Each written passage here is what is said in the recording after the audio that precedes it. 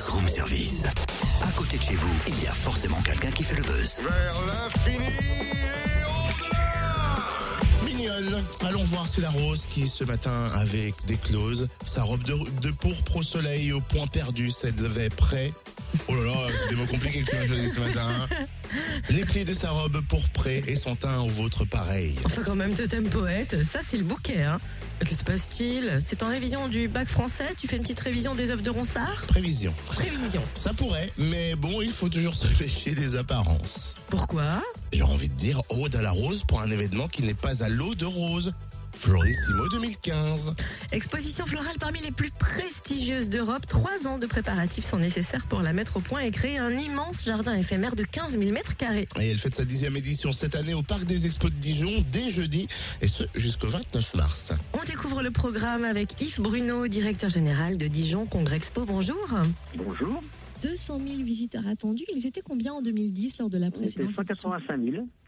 185 000, voilà, bon, 200 000, c'est un souhait, l'espérance, mais on sent vraiment un engouement particulier pour cette édition. Je crois que c'est le résultat du fruit de Florissimo 2010, où les gens ont été enthousiasmés par le spectacle d'eau qui est venu se surajouter à la belle exposition de fleurs et de plantes. Quel est le thème de cette nouvelle édition ? Alors le thème c'est l'Arche de Noé, avec un paradis humide, un paradis chaud. L'Arche de Noé qui va reprendre les espèces végétales des 5 continents, dans l'idée qui est la suivante, notre planète est belle, elle est magnifique, mais il faut la préserver. Donc on va montrer aux gens tout l'intérêt de sauvegarder cet magnifique environnement, mais pas avec un aspect punitif, c'est vraiment une écologie festive, voilà, on va fêter les 5 continents. Mais l'Arche de Noé va subir les foudres de l'inondation, et tout ça, c'est avec le spectacle de son et lumière, un spectacle tout à fait inédit, commandé spécialement pour Florissimo, qui va faire comprendre aux gens que, encore une fois, notre environnement est fragile. D'autres temps forts également vont agrémenter cette exposition. De nombreuses animations proposées, alors lesquelles il ne faut pas rater? Alors il y a des animations effectivement pratiquement quotidiennes avec les fleuristes qui vont apprendre aux gens à faire des bouquets. Voilà, c'est tous les jours il y aura une manifestation autour des fleurs, avec aussi le premier trophée national des jeunes fleuristes espoirs, qui est organisé par la Fédération française des artisans fleuristes. Voilà, tout ça vient agrémenter le spectacle de Florissimo.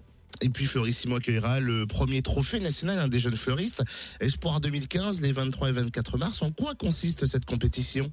Écoutez, c'est une compétition qui fait que les jeunes fleuristes vont montrer leur savoir-faire à leurs aînés, à leurs professionnels, et puis comme les concours de pâtissiers, comme toutes ces choses-là, et on pense que vont en sortir des petites merveilles, parce que tous ces jeunes ont beaucoup de talent. Alors à signaler aussi, Florissimo 2015 a obtenu le label 2015 Année de la Lumière en France. Quelle valeur a ce label? C'est un plus pour l'exposition? Alors c'est un plus considérable, parce que vous savez que le spectacle de lumière se fait en collaboration avec les Fêtes des Lumières de Lyon, qui est certainement maintenant la référence mondiale en matière de son et lumière. Donc nous sommes associés avec la ville de Lyon qui vient nous aider dans cette manifestation.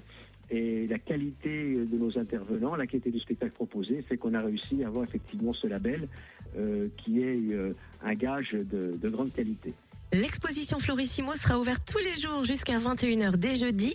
Vous pourrez bénéficier d'un tarif spécial après 17h. Oui, j'ai envie de vous dire que la violette est dans le pré, dans la clairière, la jonquille, sous l'arbre en espoir de famille. On entend le merle chanter du mois d'avril au mois de mai.